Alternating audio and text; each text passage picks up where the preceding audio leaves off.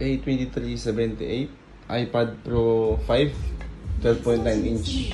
Bigla na lang daw siyang hindi nagtatouch. So ano nga ang history nito, boss?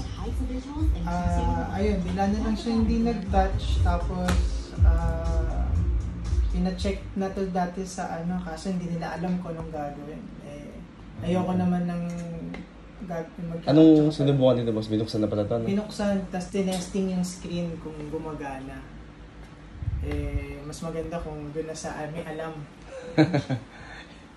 Okay, boss, salamat. Nakita mo pala ako sa Facebook, no? Buti nga nakita ko sa akin sa Facebook eh. Sige. Just lang to. Okay, testing natin mga boss. Okay. Ayun, sa full. Ayan. Yung full video nito mga boss, i-upload ko rin mamaya.